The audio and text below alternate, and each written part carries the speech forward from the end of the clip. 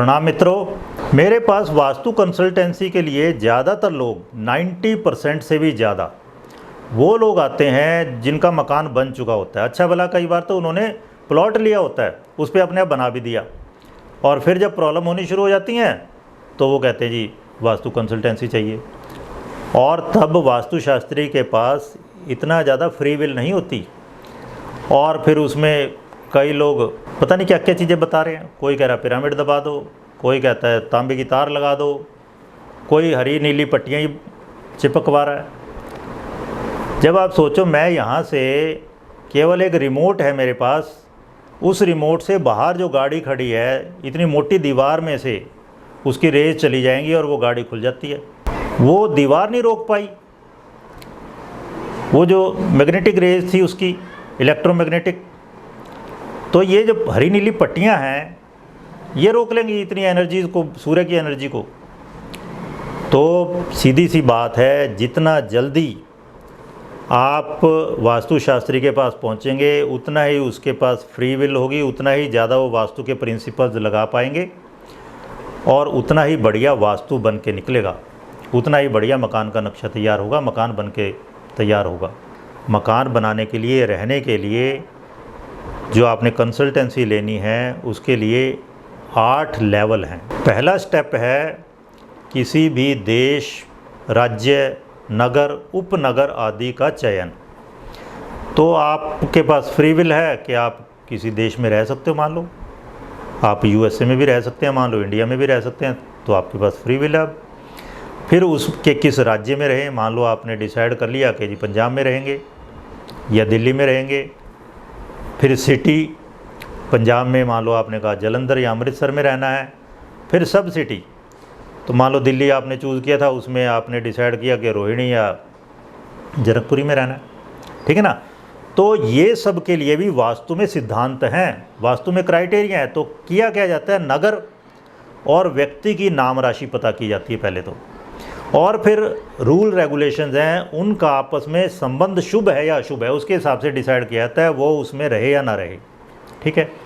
फिर दूसरा, इसमें कई सारे रूल हैं, इसमें भी कई सारे मेथड्स हैं। दूसरा मेथड है काकणी संख्या पता करना, व्यक्ति की काकणी संख्या पता की जाती है और इसी तरह नगर की काकणी संख्या पता की जाती है। फिर उनका इक्वेशन क्या है, उनका इक्वेशन पॉजिटिव है नेगेटिव है उसके हिसाब से बताया जाता है, ठीक है। अगर आप जल्दी पहुंचेंगे वास्तुशास्त्री के पास, वो ये सब चीज़ बता सकता है आपको।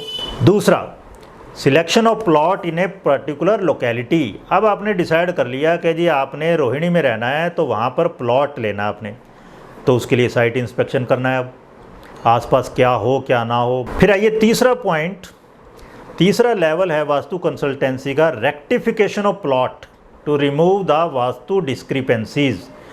कोई भी भूखंड अब आपने चुन लिया तो उसके वास्तु दोष दूर करने हैं। कुछ ना कुछ वास्तु दोष तो होता ही है। तो वास्तु दोष में क्या, पहले तो दिक् साधन करना है, डायरेक्शन फाइंड आउट करनी है, जोन बनाएंगे फिर उसके, और फिर शल्य शोधन करना है। अब आइए चौथा पॉइंट। चौथा पॉइंट क्या है, वास्तु फ्रेंडली डिज़ाइन। चौथा लेवल है जो वास्तु कंसल्टेंसी का, वो है वास्तु के हिसाब से डिज़ाइन तैयार करना और फिर उसी के हिसाब से कंस्ट्रक्शन बनाना,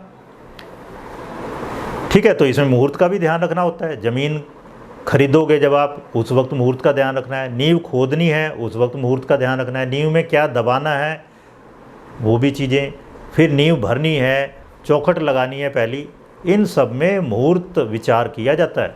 तो ये चौथा लेवल हो गया वास्तु कंसल्टेंसी का। अब जो पांचवा लेवल है, पांचवा स्तर है, वो है design and arrangement of furniture and furnishings.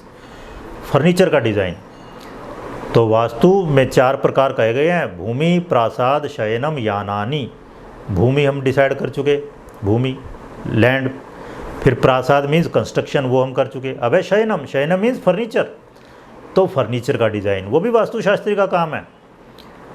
Material क्या हो, शेप क्या हो, साइज क्या हो, कलर्स कौन से यूज़ किए जाएं, उसमें किस दिशा में रखें उसको, कितनी भारी या हल्की हो, ये सब बातें, ठीक है। तो फर्नीचर और सजावट का डिज़ाइन प्रबंध करना, ये सब वास्तुशास्त्री आपको बताएंगे, पांचवा लेवल।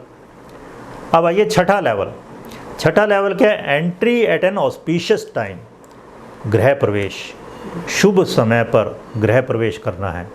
इसको वेस्टर्न कल्चर में हाउस वार्मिंग सेरेमनी कहते हैं। हर एक सभ्यता संस्कृति में वही चीज़ें हैं, बस उनके नाम बदल गए हैं। तो हमारे यहाँ मुहूर्त निकाला जाता है पंचांग से, तो उसमें भी नवग्रह प्रवेश मुहूर्त, जीर्ण ग्रह प्रवेश मुहूर्त अलग है, इस तरह से दुकानों के लिए अलग है। तो वो सही समय पर अगर आप उसमें एंटर करते हैं तो उसके बहुत शुभ परिणाम आएंगे भविष्य में। इंग्लिश में भी कहा गया है well begun is half done.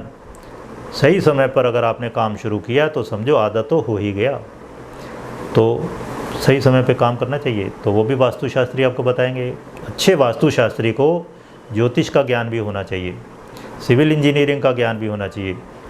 फिर ये 7वां लेवल जो है वास्तु कंसल्टेंसी का, वो है वास्तु फ्रेंडली लिविंग और वास्तु फ्रेंडली वर्किंग।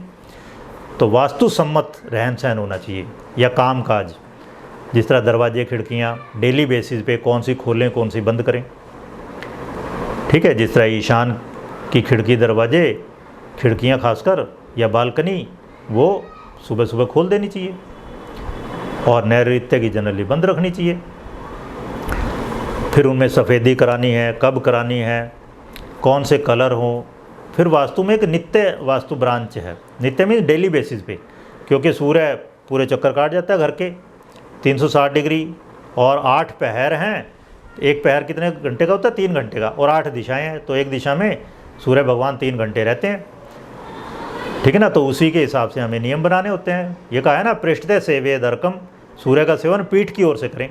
मतलब हमेशा आपने इस तरह उठना बैठना है कि पीठ आपकी उस वक्त सूर्य जिस दिशा में है उधर की तरफ पीठ हो जाए। तो खाना पकाने के नियम है, खाने के नियम है, सोने के नियम है वास्तु में, वो सब भी वास्तुशास्त्री बताएंगे आपको। अब 8वां लेवल क्या है? Identification and removal of vastu defects. अब क्या आपने रहना शुरू कर दिया, जब आप रहना शुरू करते हैं वहाँ कुछ आपको डिफेक्ट पता चलेंगे। कुछ घर में परमानेंट खिड़कियाँ बंद हो जाती हैं, अटक रही थी, खुलती ही नहीं, बंद हो गई जी, बंद कर दी परमानेंटली। कुछ वेंटिलेटर बंद कर दिए, कुछ दूसरी जगह फर्नीचर रख दिया, ला के बाद में ख़रीदा गया वो कहीं और रख दिया। टीवी नया ख़रीदा, वो पहले वाली जगह पे नहीं आ रहा था, दूसरी जगह लगा दिया आपने। या पड़ोसियों ने बड़ी बिल्डिंग बना ली, ऊंची बना दी, या सामने से फ्लाईओवर गुजर गया, तो आप देखना डिफेक्ट्स आ जाते हैं मकान में, वास्तु में डिफेक्ट्स आ जाते हैं। तो उस वक्त भी वास्तुशास्त्री से आपको सलाह लेनी पड़ेगी। तो ये 8 लेवल हैं। तो इसमें जितनी जल्दी, जितने पहले लेवल पे, जितने अर्लियर स्टेजेस पे आप सलाह ले लोगे उतना ही बढ़िया रहोगे। वो बिल्कुल ऐसे है कि अभी खांसी जुकाम हुआ और आप डॉक्टर से सलाह ले लो तो आगे बीमारी नहीं होगी, ठीक है। तो इस तरह से है। और इसी तरह इन्हीं सब बातों को लगा सकते हैं आप। कोई भी फ्लैट पहले से बना हुआ है, कोई भी प्रीमाइसिस है, कोई भी बिल्डिंग है, उसको चूज़ करना है, वो भी वास्तुशास्त्री आपके लिए चूज़ करके दे सकते हैं। उसमें वास्तुशास्त्र के प्रिंसिपल्स अप्लाई करके, ये कहा गया ना यत्र दोषो गुणाधिक्यम तत्र दोषो न वर्तते। जहाँ पर दोषों से गुण ज़्यादा हों वहाँ दोष नहीं रहता, गुण बहुत ज़्यादा हो गए, दोष तो हैं, दोष लेकिन कम पड़ गए उसके आगे, ठीक है ना। तो ये ऐसी जगह को चूज़ कर सकते हैं हम, क्योंकि 100% तो कोई भी परफेक्ट नहीं है। तो वास्तुशास्त्री भी इस तरह से वो वाला फ्लैट, मान लो 10 फ्लैट आपने बताए, तो उनमें से बेस्ट चूज़ करके आपको दे सकते हैं और लॉजिकली बता भी सकते हैं कि ये क्यों शुभ है। और इसमें वही व्यक्ति, देश काल पात्र लगाया जाता ना, व्यक्ति के अनुसार चूज़ करके देंगे वो। धन्यवाद, आपने मेरी बातों को ध्यानपूर्वक सुना। आपका दिन शुभ हो।